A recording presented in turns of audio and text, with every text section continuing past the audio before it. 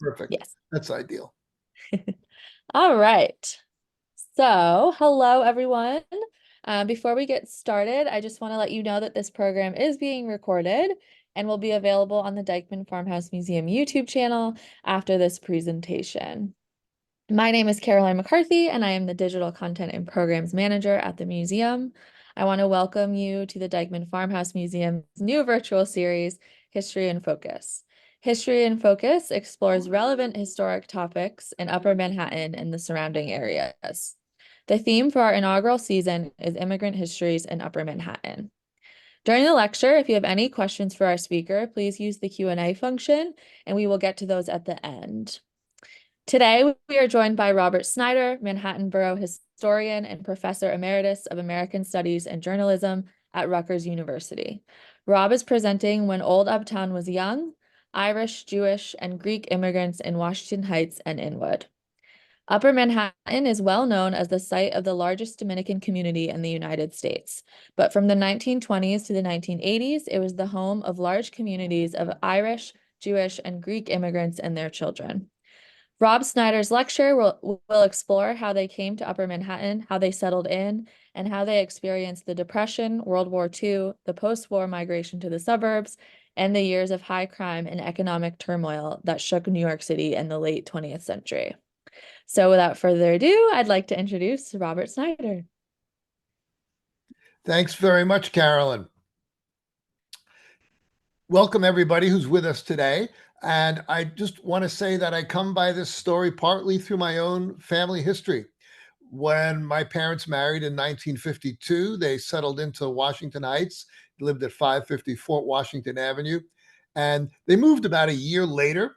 And I grew up in the New Jersey suburbs on their stories of their old neighborhood of Washington Heights and how much they liked about it. By the time I was a teenager and going into the city on my own, I had some familiarity with Washington Heights. My parents thought of it as a safe neighborhood that I could visit without any danger. I never told them that I snuck off to Greenwich Village to hear the music. But by the 80s and 90s, when I was in graduate school, there was a shadow of the neighborhood. There was a shadow of crime, of violence, of general decay. And I wondered, how could a neighborhood that my parents so glowingly described become a place of such problems? So I started to research the history of the neighborhood and realized that from the start, it had had more problems than they had acknowledged, but it also had more strengths than media coverage of the neighborhood was aware of. And of that, I wrote a book called Crossing Broadway, Washington Heights and the Promise of New York. So I'll present today a snippet of that book, and then I'll open up to questions and comments afterwards. Next.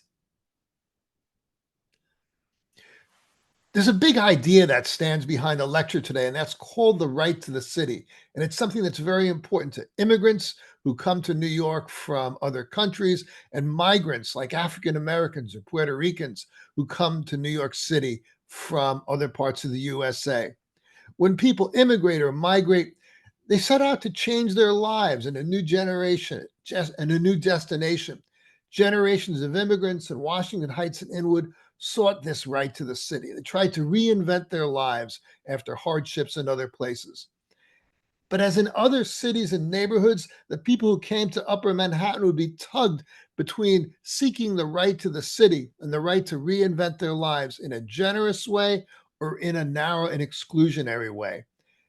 And how they responded to this challenge would be shaped by everything from the landscape to social conditions in the city to the economy of the city and ethnic cultures. Next. So, Washington Heights in the beginning of the 20th century was a neighborhood on the edge of transition. For much of the last half of the 19th century, it had been a neighborhood of big estates and big institutions. One relic, really, of those years is the Church of the Intercession at Broadway and 155th. It was concentrated in 1915, but it was designed to look like an English country church that was far from the city in the countryside. But in fact, the city was catching up to Washington Heights even by 1915 in transforming ways. Next. Subway construction spurred real estate development in Upper Manhattan. When the IRT subway arrived in 1904, construction was soon underway. And by the 1920s and 1930s, when the A train went in, Washington Heights and Inwood were neighborhoods of apartment houses that beckoned to immigrants and their children living further south in Manhattan. And with the arrival of subways and by the 1930s, key elements in the geography of Upper Manhattan began to take form. Next. Here's Washington Heights looking northward from Broadway and West 155th Street around 1920. You can see the beginning of high rise apartment buildings there and the beginning of the neighborhood that we know today. Next. On this map, you see some other characteristics of the neighborhood we know today. You have Broadway winding up the middle of the neighborhood. East and west of Broadway would be an important dividing line in the neighborhood's history. When I first went to the neighborhood as a researcher in the 1980s, I was struck by how people talked about Broadway. They often said it was as if it was a no man's land or the Berlin Wall. Broadway over time was a boundary between black and white, between Irish and Jewish, between Dominican born and US born, between richer and poorer. Another big boundary that people talked about was the boundary to the south in Harlem. Where exactly was the border of Harlem and Washington Heights? Well, there is no single official border. The border of Community Board 12, which represents Washington Heights and Inwood, is at 155th Street. But in the 1930s, government documents would sometimes put the southern border of Washington Heights as far south as 135th Street. That's because the border between Washington Heights and Harlem was a contested border. People thought of Washington Heights as a mostly white neighborhood. They thought of as Harlem as a mostly black neighborhood. And where the neighborhood was Washington Heights or where it was Harlem depended in large measure on whether the street had a black or a white majority. Next. It was from the start a hilly neighborhood. Here's Broadway looking north from the Southern Heights. That meant that you couldn't take the entire neighborhood in at one big glance. It was a neighborhood of small enclaves that were carved out of geography when real estate development took place. Next. It was also a hilly neighborhood. You have two big ridges running up the west side of Broadway on the east side of Broadway. Here we are on the east side of Broadway looking west. You're not really far from, say, 190th Street in Washington Heights here, but it's a long way to walk down 190th Street from the east side of Broadway and uphill to the west side of Broadway. That carved the neighborhood up further. Next. In general, the housing on the eastern side of Broadway was more modest. Next. The housing on the western side of Broadway was more upscale. Here's Upper Fort Washington Avenue, part of Washington Heights with some of the most polished housing in the neighborhood. This went in around the 1930s with the arrival of the IND train, and it's in the Art Deco style that was very popular then. Next. Exclusion was a big part of the history of Washington Heights. From its earliest days, there were efforts to keep Jews out of the neighborhood. There were efforts to keep African Americans out of the neighborhood. Both of them would ultimately fail. But when we look at them, we see how people could interpret the right to the city, the right to invent new lives in the city in very narrow ways. Next. For example, at 966 to 968 St. Nicholas Avenue, at the corner of West 159th Street, in 1927, the Neighborhood Protective Association of Washington Heights evicted black tenants from the building and worked to bar African Americans from Washington Heights. They used laws that were legal at the time that allowed people to limit the tenants in certain areas. In the long run, these efforts failed. But in 1927, the NAACP fought them and they lost in court. Next. Also in the 1920s, Hudson View Gardens opened and proudly advertised itself in newspapers as a quote unquote restricted community, and exclusive community. In the language of the 1920s, this meant no Jews. In the long run, Washington Heights would become the home of a large Jewish community. But in 1925, the selling point at Hudson View Gardens was, quote, in Hudson View Gardens, you live among the kind of people you like and have a say about new neighbors. No newcomers that you don't want. Next. So, out of this pattern of housing opportunities created by real estate development, desire for immigrants and their children to live better lives, and a hilly and uneven geography, in Upper Manhattan and Washington Heights and Inwood, you got a neighborhood of ethnic enclaves. Next. Irish residents tended to be found in a string of Roman Catholic parishes running from south to north on the east side of Broadway. Overall, the east side of Broadway was more working class, more Irish, although there were some working class Jewish families there, like my dad's. Here's an intro to some of the parishes. Next. St. Rose of Lima at 165th Street. Next. Church of the Incarnation opened in 1910 at St. Nicholas Avenue and 175th. Next. Church of St. Elizabeth at Wadsworth near 187 opened in 1929. Next. And Church of the Good Shepherd at 4967 Broadway and Isham up in Inwood. For Irish people in particular, there was a strong identification with your local parish. If you ask people where they live, they often might say not Inwood, but in Good Shepherd or in Incarnation. They meant Incarnation Parish because each parish had its own distinct geography, and people who worshiped in those churches or belonged to those parishes identified with the parish as the centerpiece of their lives. Next. Also important for establishing an Irish presence on the street were stores, bars, and other businesses that gave Northern Manhattan an Irish feel. This is especially true in Inwood. In fact, in terms of their numbers, the Irish were a minority in Northern Manhattan, but they were such a strong presence in businesses to be found on the streets of Northern Manhattan that many people assumed that it was a neighborhood with an Irish majority. Next. Jews in Upper Manhattan tended to congregate on the west side of Broadway, from the more middle-class streets in Northwest Washington Heights, south to West 155th Street. Jews in Washington Heights and Inwood included immigrants from Eastern Europe and the children of those immigrants. People were often from Russia or Poland originally. And by the late 1930s, significant numbers of German Jews who were fleeing from Nazi Germany and found refuge in Washington Heights. Next. The synagogue Kaladoth Jeshurun, for example, at 85 Bennett Avenue, is an Orthodox synagogue still there. A congregation was founded in Frankfurt and brought to Washington Heights by refugees from Nazi Germany in 1939. It's often called Breuer's in honor of the congregation's initial leader in New York, Rabbi Dr. Joseph Breuer. Next.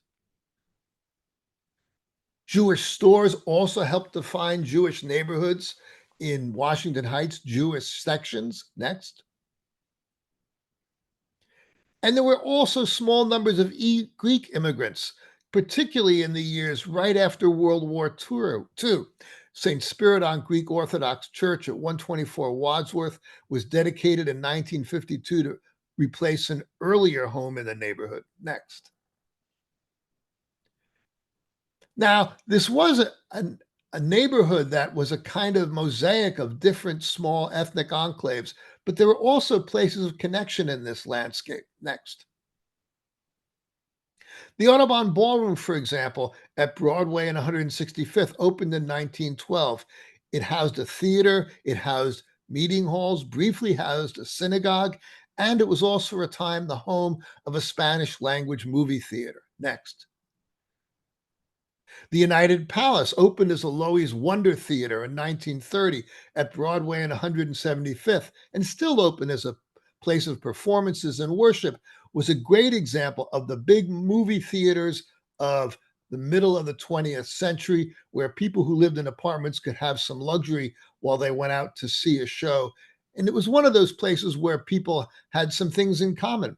as they got out of their little enclaves and went to the movie house in their neighborhood. Next.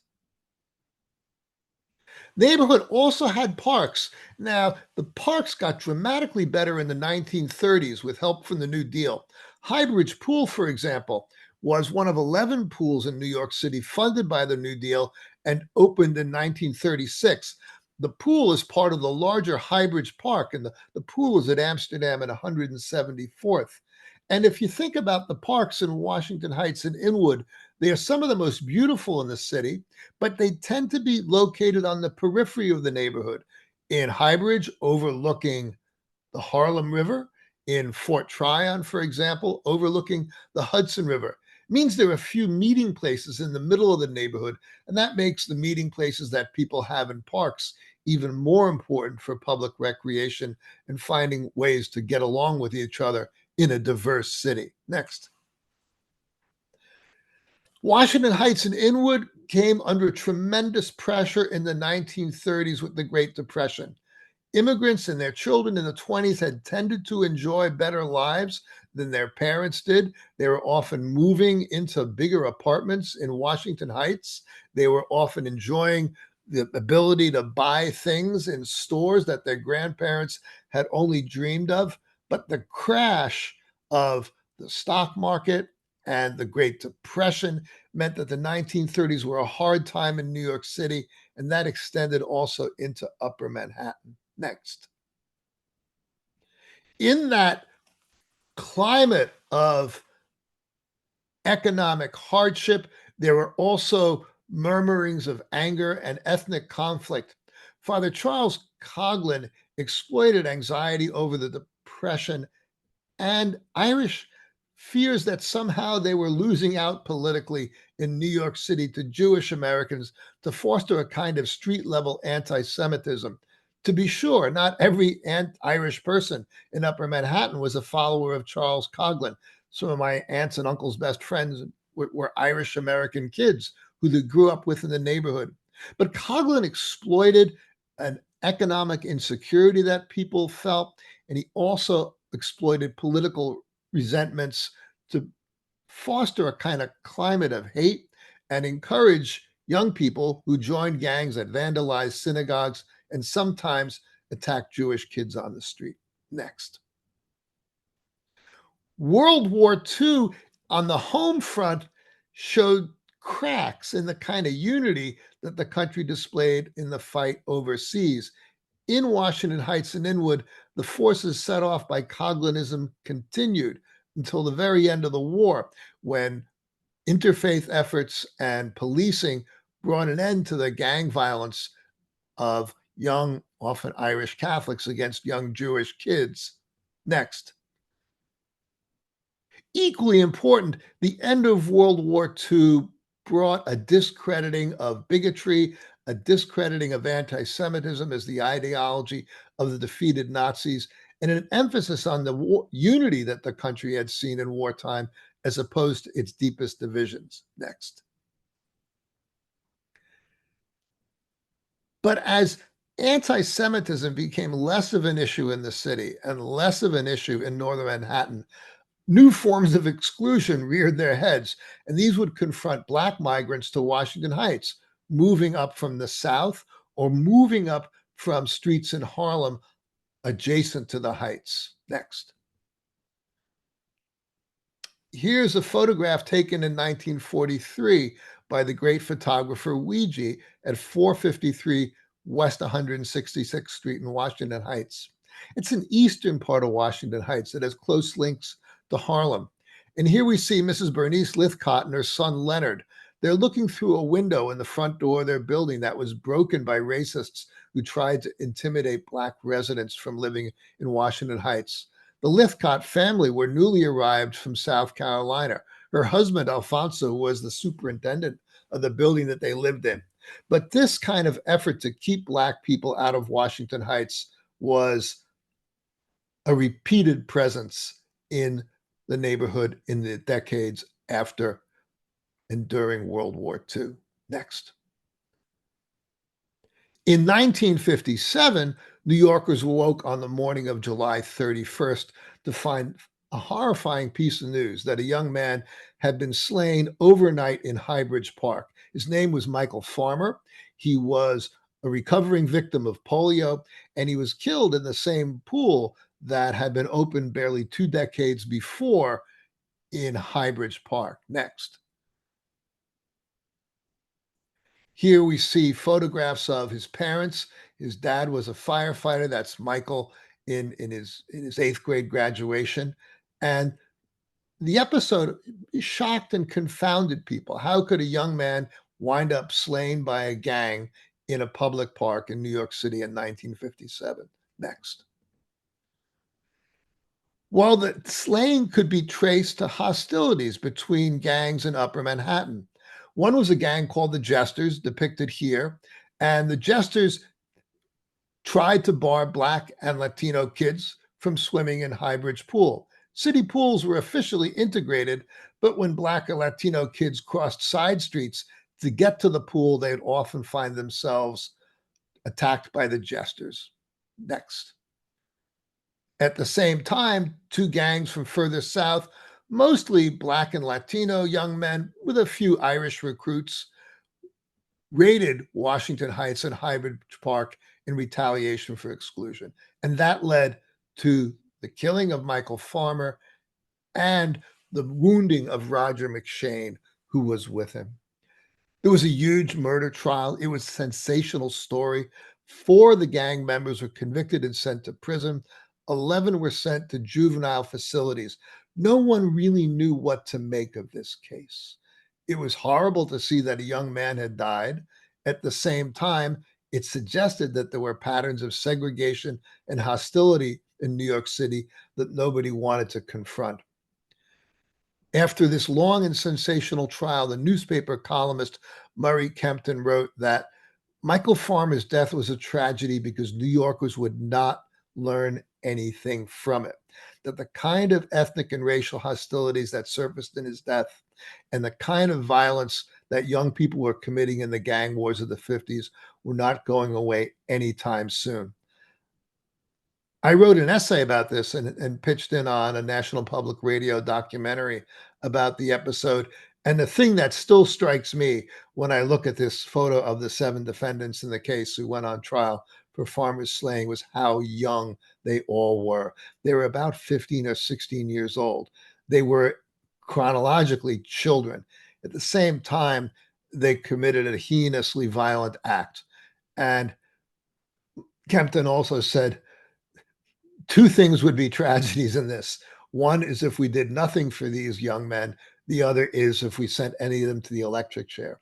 They didn't go to the electric chair, but the scars from this incident stayed with Michael Farmer's family. They stayed with the families of the defendants here for many, many years to come.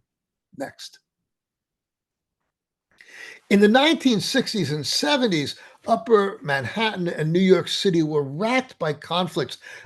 It was a period that historians sometimes call the urban crisis. There was the fiscal crisis in the city's finances and economy. Crime rose. The city's economy shifted from being an industrial economy with a thriving seaport to, in the long run, a city that would be defined more by finance, insurance, and real estate and media. There were also big battles over the public schools as the demography of northern Manhattan changed. Next. PS 187, for example, was the focus of disagreements over inclusion and enrollments as the white population of the Heights declined and the Black and Latino population grew. This forced crowding in many neighborhood schools, and what responsibility 187 had to take in more students from further south in the neighborhood was a burning issue. Next. New York City was also the scene in the 60s, 70s, and 80s of high levels of crime. By the 70s, it was rising in Washington Heights and Inwood, creating fear on the streets. It wasn't yet at the catastrophic levels that people would experience uptown later in the 1980s and 1990s when there was a crack epidemic. But by the 70s, fear of crime was widespread in Washington Heights and Inwood. Next. There was the fiscal crisis, in which the federal government refused to help New York City with its finances as it had in the past. There were terrible cutbacks to bring the city budget into alignment. There were real problems with the city's budget, but the episode was also exploited by Republicans and conservatives to make an example of the kind of liberal municipal government that had been a hallmark of New York City since the days of Fiorello LaGuardia and the New Deal in the 1930s. Next. At home, there was also the aftershocks of the Vietnam War. The United States was at war in Southeast Asia. There was a strong tradition of military service in Irish Inwood. Many young men went overseas to the war, and some of them did not come back. And that echoed through the neighborhood throughout the 1960s and 1970s. Next.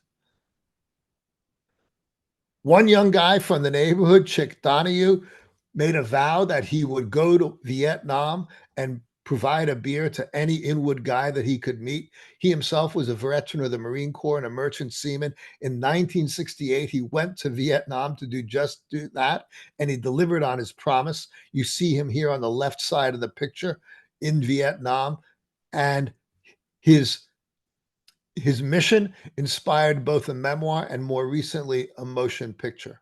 Next. At the same time that people were feeling under the pressure of crime and economic decay, Jewish and Irish residents of Upper Manhattan began to move. They moved either within New York City or they departed for the suburbs. Next. The peak of Uptown's population was in 1940. 237,000 people lived in Washington Heights and Inwood. As late as 1970, Washington Heights and Inwood were 79% white, 19% black. By 1980, those percentages had changed dramatically. Uptown was 40% white, 20% black, and 40%, Hispanic. And those Hispanic people were overwhelmingly Dominicans. There had been Cubans and Puerto Ricans living in Upper Manhattan before, but it was the Dominican migration to Upper Manhattan starting in the 1970s that really changed the demography of the neighborhood. Next. Just to give an example of the departures, in 1960, the Irish in Upper Manhattan numbered 18,900. By 2000, they were down to 3,900. Germans, who in Upper Manhattan in these years would have been German Jews, in 1960, 23,300. By 2000, 3,800. The decline in the Washington Heights and Inwood of European immigrants and their children is really stark when you look at it over the long term. Next. Hebrew Tabernacle, for example, was founded in the Southern Heights and moved to Northwest Washington Heights in the 1970s. It's still found as an active congregation on Upper Fort Washington Avenue. Jews tended to move north from the southern part of Heights to the northwest corner of Washington Heights. Others moved to Riverdale or to the suburbs. Next. Irish Americans tended to move north to Inwood or to leave the city altogether for the suburbs, especially Rockland County. Pearl River in Rockland County, which today has a large St. Patrick's Day parade, received a lot of migrants from Irish New York City. In general, Inwood and Washington Heights had, when they had big Irish communities, large numbers of uniformed city workers, large numbers of construction workers as well. And for them, living within easy commuting distance of New York City, but also having a home of their own, made life in Rockland and other suburban destinations really attractive. Next. There was, by the 1970s in Washington Heights and Inwood, a fear. For more than a decade now, people had known rising crime, economic decay, and a loss in population. When people looked across the Harlem River from Washington Heights or Inwood, they looked into the Bronx and they could see in a neighborhood like Highbridge, just on the other side of the Harlem River, that there were streets where there was arson, streets where there was abandonment, streets where there were high levels of crime. And they wondered by the 1970s, was this also the fate of Washington Heights? There were abandoned buildings in the Heights, and there was concern that the future of Washington Heights would be much like the future of the South Bronx, which by the 70s was just a symbol of urban blight in New York City and in the world. Next. Here's street footage of the South Bronx in the 1970s. I walked in parts of the South Bronx when it was early in my years in New York City. It was the fall of 1979. I was a grad student. I got on the wrong subway and I rode to the vicinity of 170th Street, thinking I was headed into Washington Heights. In fact, I was headed into the Bronx. And as I got off the subway and walked around, I saw a setting like this. It looked like what I imagine Berlin looked like after World War II. And once I got over the shock of the rubble and how I had to walk in the street because the sidewalks were covered with rubble, I was doubly rattled because I realized that in that part of the Bronx, if I had been there in 1950 as opposed to 1979, I would have been within 20 minutes walking time of almost my entire family of uncles and cousins in the Bronx.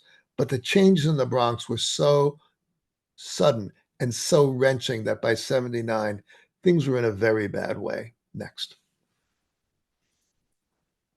You can see how northern Manhattan was changing in these decades, right? The 70s are a bleak year in the history of New York City. Almost a million people left the city. The city's population fell by almost a million from between 1970 and 1980. In northern Manhattan, you see how the Latino population is really, really small as late as 1970. You have very few areas, if you look at that map on the left, where there's as many as a quarter of the inhabitants are Hispanic by the US Census. But as you look at 1980, you see how east of Broadway, more and more blocks, more and more census tracts are becoming much more strongly Hispanic. That's the arrival of Dominican immigrants. It was a very sudden change in the neighborhood, and it could be unsettling to people. Dominicans came with the highest of hopes. They found in New York City opportunities for jobs and housing that were much better than they left behind in the Dominican Republic. Next. At the same time, however, the economy of the city was changing, and the jobs that many Dominican immigrants were best qualified for in manufacturing, in the seaport, and in some of the city's service industries, the manufacturing and seaport jobs were leaving. So you often found Dominican immigrants working 2 or 3 jobs, sometimes riding the bus out into New Jersey, where the factories went, to try to put together a living. But again, look at the difference in Washington Heights in 1970 and the percent of families living below the poverty line. The more families living below the poverty line, the darker the coloring of the map. There's poverty in Washington Heights and Inwood in 1970, to be sure. It's mostly on the east side of Broadway, but it's not as deeply entrenched as it would be by 1980 and the early 2000s. Economic inequality became deeply embedded in a neighborhood, Washington Heights and Inwood, that had once been securely middle class and working class. Next. But northern Manhattan did not burn. I think this is one of the most important things to recognize, that despite the fears in the 1970s, the South Bronx was not the future of Washington Heights and Inwood. There are lots of reasons for this. One is that there were some strong institutions in northern Manhattan that anchored the neighborhood in a way that did not happen in the South Bronx. 2 of those are Yeshiva University and Columbia Presbyterian. Columbia Presbyterian can be a complicated and sometimes nasty landlord in Upper Manhattan, but the presence of the hospital complex in Upper Manhattan provided jobs and a stability in an unstable time. It's also true that government, nonprofit, and community action functioned to save 18% of the housing in Washington Heights and Inwood. And this housing preservation often undertaken by organizations with roots in older Washington Heights, Irish Washington Heights, Jewish Washington Heights, Greek Washington Heights, plus Dominican immigration saved northern Manhattan from abandonment. As you might see it, Old Washington Heights saved the housing stock, and Dominican Washington Heights provided the population. Next. Monsignor Kevin Sullivan worked from St. Elizabeth's Parish in Washington Heights in the 70s as a member of the Washington Heights Inwood Coalition, which brought Irish, Jewish, Greek, and Latino residents together to repair Upper Manhattan. Next. The Washington Heights Inwood Coalition, the Northern Manhattan Improvement Corporation, the Community Preservation Corporation, and HBT cooperatives all saved housing stock, all stabilized the neighborhood so it would not go into the same kind of downward spiral that people saw in the South Bronx. Next. This is 550 Fort Washington Avenue. It's the building that I lived in for the first year of my life from 1955 to 1956. It was one of 79 buildings in Upper Manhattan saved by tenant action. Under law that the city established, if a landlord defaulted or went bankrupt, tenants could, with guidance, take over the building and run it as a low income cooperative. That happened in my parents' old building at 550. And that building still remains a bastion of some of the affordable housing in Upper Manhattan today. If once upon a time the big issue confronting Upper Manhattan was would it burn, today the big issue that confronts people is will we have enough affordable housing? The neighborhood definitely needs more. Next. Dominicans began arriving in northern Manhattan in the 1970s. Here's a shot of the Dominican Day Parade in 1982 when it was held uptown in the Eastern Heights. Dominican immigrants saved northern Manhattan from the population losses that hurt Harlem and the South Bronx. They brought to this neighborhood a desire for success, a desire to sort of safeguard their families in better surroundings than they left behind, also a desire to support relatives and family back in the Dominican Republic, to help their families in New York and back home. Many Dominicans often work 2 and 3 jobs in very long hours. Next. By the 80s and 90s, Washington Heights and Inwood were scarred by a crack trade that was entrenched in the southern and eastern part of the neighborhood. When I visited as a researcher to study media coverage of the crack epidemic, I was shocked in 1989 and 1990 to see how violent the crack trade was. In 1990, there were 103 murders in Washington Heights and Inwood. But thanks to effective police action and effective community organizing and a resolute determination on the part of young people in northern Manhattan to not go down the line of drug use and drug trading that some of their elder relatives and siblings had gone down. The number of murders, the number of competitions over drug trading turf declined dramatically. From 1990 to 1998, the number of murders uptown went from 103 to 15. To 2015, it went down to 4. To me, this speaks to 2 things. One is the police deserve some credit for this, but also people in the community deserve credit for this. And this cannot be ignored in the efforts to make Washington Heights a safe, sustaining community for the latest wave of immigrants who arrived after the Irish and Germans. Next. By the year 2000, Old Washington Heights of Irish, Jewish, and Greek immigrants was really a fading presence in Upper Manhattan. If you knew where to look for it, you could find it, but you had to look pretty closely. Next. One was after the tragedy of the attacks of September 11th, 2001, in Inwood, where a street was co-named Inwood's Heroes of 9/11 Way. There were people from Good Shepherd Parish and the larger community around it who died either as first responders or workers who were at the Trade Center site when the attacks took place. They are commemorated in a memorial on the grounds of Good Shepherd and in street names in Inwood. Next. Here's the memorial on the grounds of Good Shepherd Church. It's a cross made with two steel beams taken from the World Trade Center. Next.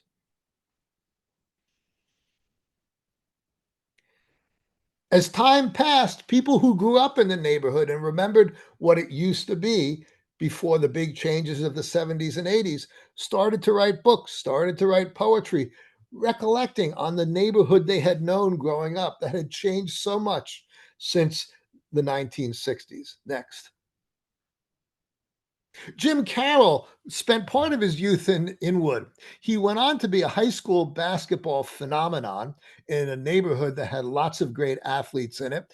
He also had a drug problem and became something of a hustler, but then became a rock musician. He wrote a very good memoir about growing up in New York City called The Basketball Diaries. It's not entirely about Inwood, but some of his observations about Inwood during his years there are really acute. I recommend it. Next. I also recommend Ed Hagen's book, To Vietnam in Vain, Memoir of an Irish American Intelligence Officer, 1969 to 1970. I went to a talk that Ed gave at the Inwood History Night in Inwood that was organized by Don Rice. Ed was a classic Irish American from Inwood. He was the son of a World War II veteran. He went to serve in Vietnam, but within about 6 weeks of arriving in Vietnam, he realized that as far as he was concerned, he had been sold a bill of goods, that the war was wrong, the war was unwinnable, and GIs were being sent out to die on a mission that couldn't possibly succeed. He came home, became a college professor, and taught for years at Western Connecticut State University. And one of his courses that he has taught is literature of war and literature of the Vietnam War.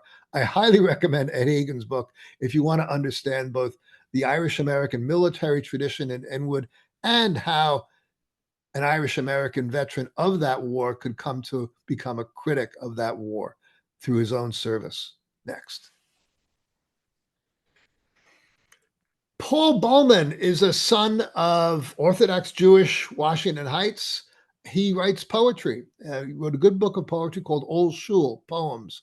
And he writes about really what is a vanished world. This is a temple that was right next to the approach to the George Washington Bridge. It's since been knocked down and replaced by a apartment house. But there's a tremendous empathy in his poetry. He writes about not just Jews, but how Jews shared the neighborhood with other people around them. And he writes about the world that's vanished in Washington Heights in a way that prepares us for the future.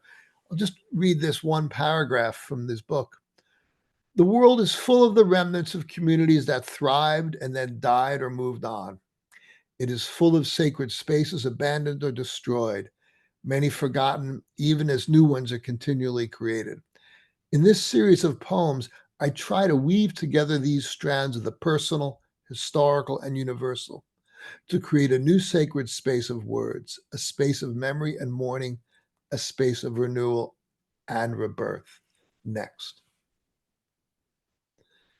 There are also some parting gifts from Old Washington Heights. And these, I think, are gifts from people who acted on the best possibilities of the right to the city, who came to New York, invented new lives for themselves, and did it in a generous way, tried not just to help themselves individually, not just to help only their own ethnic community, but reached out to the larger community of Northern Manhattan around them and tried to bring everybody into the lifeboat with them. And I'll give two good examples of them in closing. Next. One is Coogan's, the bar and restaurant on Broadway at 169th Street. That was a meeting place in a divided neighborhood from 1985 to 2020. Dave Hunt, Tess McDade, and Peter Walsh set out to create an integrated bar, and it was an integrated bar. No matter who you were, you could find a place at Coogan's. You could find a conversation, a meal, a place to observe a relative's birthday, a place to rest quietly if you had a relative undergoing treatment in Columbia Presbyterian Hospital. When Coogan started out, Washington Heights was still very much under the shadow of the crack trade, but it endured and helped the community come through and become a healthier and better place. It fell victim to the COVID epidemic and, quite frankly, the totally mistaken real estate policies of New York Presbyterian Hospital, which was the landlord for Coogan's.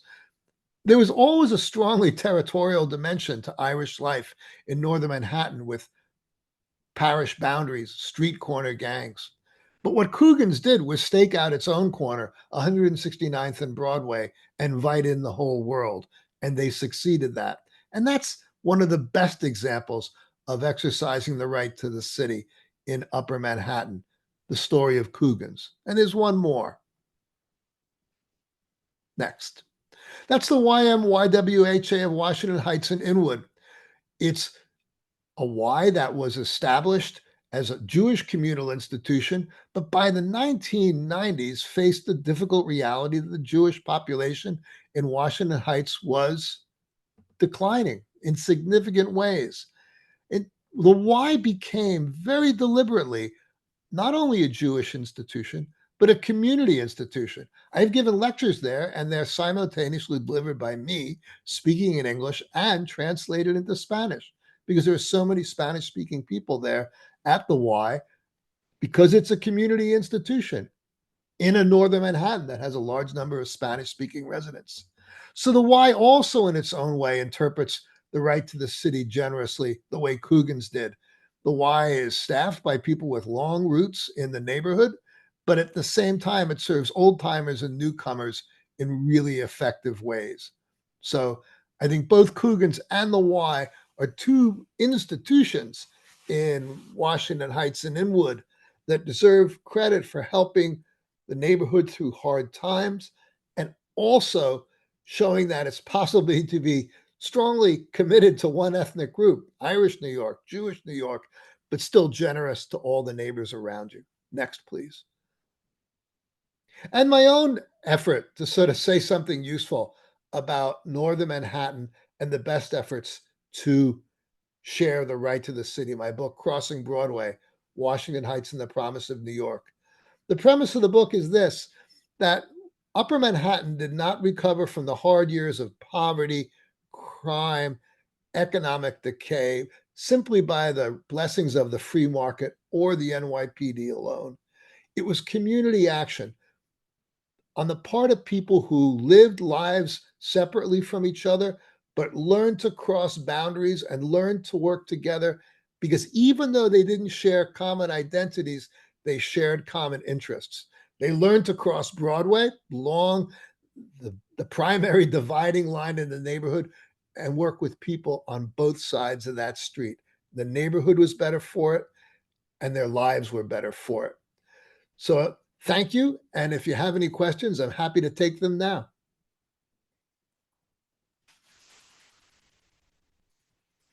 Thank you very much, Rob. Yes, if you have questions, please use the Q&A function on Zoom. We have a couple questions already, one from our very own Don Rice. He says, thanks for this superb presentation. If one had a crystal ball, what might the future look like when today's new Uptown generation grows old? Will today's first and second generation immigrant residents continue to make their home here? Or do you think the current building boom will drive another demographic change? That's a great question. One thing to think about is that the Dominican immigrants who came to Washington Heights and Inwood starting in the 1970s and saved the neighborhood from population loss are today getting older. They are retiring. Some of them move back to the DR. Some of them pass away as senior citizens. So there's going to be some loss of population there. There are other younger Dominicans who have been successful and, in the manner of the American dream, moved to the suburbs the way people like my parents did. I think it's always important to recognize the nature of housing segregation and how it could sometimes limit Dominican opportunities. But you do see Dominican people moving into the North Jersey towns where I grew up now. So that is going to continue. It seems obvious that the new housing that's going to go in is going to bring in new people who probably have more money than many of the older inhabitants in the neighborhood.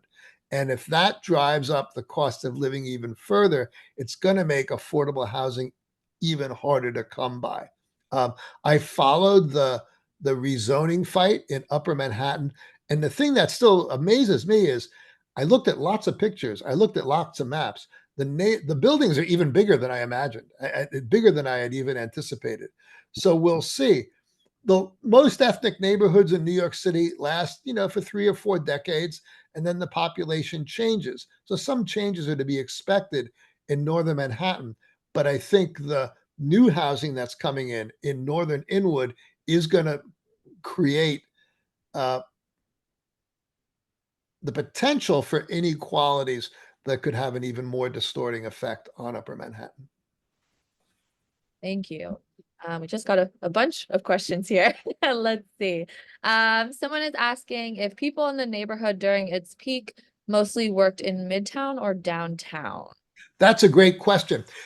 Sometimes Washington Heights and Inwood in the 30s and the 40s and the 50s would be described as suburban. And that always threw me because I grew up in the suburbs. The suburbs did not look like Washington Heights and Inwood. The suburbs of North Jersey, where I grew up, were towns of single family homes, and there are very few single family homes uptown. But what people meant when they said Washington Heights and Inwood were suburban was people had to leave the neighborhood to go to work. With a few important exceptions, people worked downtown. I think of my parents. My mom went downtown to go to work. My dad traveled all around the city and then all around the New York metro area to do his work as a mechanic. So they came home to the neighborhood at night for some rest and relaxation at the end of the day, but they worked elsewhere. The big the big exception to that in terms of numbers is the transit yard in Inwood. That employed a lot of people who lived in and around the neighborhood, right? But that's the big exception to that. There were also some garment factories that cropped up in the neighborhood in the 70s, causing lots of panic in Washington Heights because people said correctly that these were sweatshops. These were small factories with unsafe working conditions that were very crowded. And for Jewish residents in particular, whose grandparents had maybe worked in places like that, it was creepy to see them coming up to northern Manhattan. But as my friend Led Black pointed out to me, for many Dominican immigrants, those quasi-legal or even illegal garment factories provided them with jobs and incomes way beyond anything they had imagined in the DR. I mean, Led would make this point to me again and again when he looked at a draft of my book. My mom went to work happy every morning because she was making more money in New York City than she ever made in the Dominican Republic. And that's thanks to garment sweatshops that existed for a while in Upper Manhattan. Thank you. Let's see. Hi, Rob. Kathleen Collins here. I have heard people of both Dominican and Cuban descent say that their families came from those places because the hills and greenery of Inwood reminded them of their original homes. Did you hear this from Dominicans, and were there other Caribbean immigrants in smaller pockets in the area? Boy, that's a great question. I never heard that before, but I think there are a couple things going on there that are worth taking seriously. One, the parks were an attraction in northern Manhattan. For people who moved in, they were an attraction in my father's generation, and they were attraction for people who came later. Stan Michaels, who was a city councilman in northern Manhattan, worked very hard to preserve parklands. And Guillermo Linares, really the first Dominican elected official in New York City, gave an eloquent eulogy for Stan. Stan wasn't dead yet, but he was dying when Guillermo made this speech. He said that thousands and thousands of people are happier and living better lives for the parklands that you saved. So whether or not they were things that drew people to northern Manhattan, I'm not sure. There were housing vacancies in northern Manhattan that drew Dominican immigrants a lot. But once they got here, the parks were very valued as an important source of relaxation. Mm-hmm.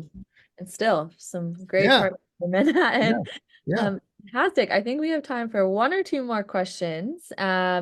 Let's see. NYC is a place where immigration stories are a part of every neighborhood. Are Washington Heights immigrant stories similar to those in other neighborhoods? What was something unique about Upper Manhattan's story?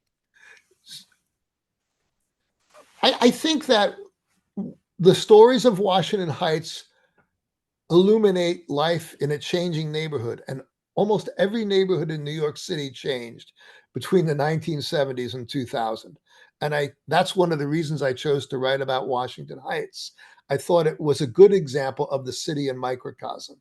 And it was also a neighborhood that meant a lot to me. I grew up on stories of the neighborhood and I felt a deep attachment to it because of the stories my parents told. My parents loved Washington Heights. And unlike a lot of people I knew in the suburbs, they were not afraid of New York City. They loved it. And they in some ways pointed me towards living there as I do now once I grew up.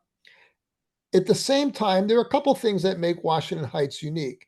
I mean, it had very few Italian immigrants compared to other neighborhoods in New York City. The number of African Americans topped out pretty early because the number of Dominican arrivals was so large. So it's got a smaller black community in other neighborhoods. Doesn't have as much public housing either. Other parts of Manhattan, like East Harlem, for example, have a lot more public housing than Washington Heights or Inwood. So those are things that make it different. But I also think that process of learning to work together despite all differences, that learning to pursue common interests, even though people don't have necessarily common identities, is an important process in New York City. It's a common one, and I think it worked out particularly well in Washington Heights and Inwood, and that helps explain how the neighborhood recovered from the hard years so well. Mm. Awesome. All right. So one more question and then we'll we'll wrap up. We have a lot for you, Rob. Um, so this person is saying that the neighborhood is so close to the water on several sides. Did people make use of the water for recreation, boating, fishing, work, or commuting, etc.? Absolutely. Yes, in a host of ways. Before there was Highbridge Pool, my father learned to swim in the Harlem River. Now, it was not pretty, okay? There was lots of sewage in the Harlem River, he explained to me, and he learned to swim in a unique way. One hand moved overhead in the conventional Australian crawl, the other hand moved sideways to, to move out of the way the garbage that was floating in the surface of the water, okay? Lots of kids learned to swim that way. I'm not saying it's ideal, but they did. But more important was on the Hudson River side, and that's still the case today. South of Dyckman Street, between Dyckman and the George Washington Bridge, was a row of boathouses that served as working men's boat clubs. Don Rice does a terrific lecture about this. And that was my dad's world from the 1920s to the 1950s. He canoed down there. He built boats down there. He hung out there. Some summers he lived there in a bunkhouse because he was like a teenager and didn't want to live home with mom and dad anymore. It's how my parents met. They were both down there. My mom's boyfriend at the time died tragically in an industrial accident. And my dad and a bunch of guys from his boathouse started taking my mother out, cheer her up. And then the other guys faded away. My dad stuck around and they lived happily and pursued a life together in the outdoors. There is still the Inwood Canoe Club there. Hudson River Community Sailing has a sailing facility there. I sail out of there myself. And I think the great thing that New York City has going for it is access to the water. We ought to make the most of that for both recreational opportunities and safeguarding our city against rising sea levels in a time of climate change. Hmm. Fantastic. All right. So unfortunately, we won't have time to get to the long list of questions for you here, Rob. But just for our participants, this presentation is being recorded and a link will be sent to everyone who registered. So Rob, I just want to thank you again for this fantastic discussion. I want to let you all know that our next history lecture series will begin on June 20th, in person at the Dyckman Farmhouse at 7 p.m. Dr. Adam Aronson will be presenting After Emancipation, Finding Black New Yorkers After 1827. So again, thank you for joining us today, and we hope to see you at another program soon. Thank you all for coming out. I just put my email in the chat. I'm happy to show up another time to talk anytime, any place, anywhere. It's what I do as Manhattan Borough historian, and happy to do a repeat of this sometime, someplace. So thank you, Caroline. Thank you, everybody else, so much for showing up today. Good Thanks, afternoon. Bob. Have a good one. Bye.